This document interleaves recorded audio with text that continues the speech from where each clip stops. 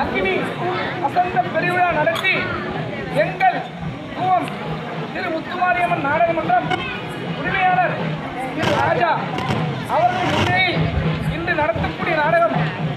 கர்ண மோட்சம் 5 மணி அளவில் 18ஆம் போர் நாடகம் நடக்க உள்ளது. எங்கள் நாடகத்திற்கு வீடு விஜயதாசம் ஒரு தொண்டையா இருப்பதால்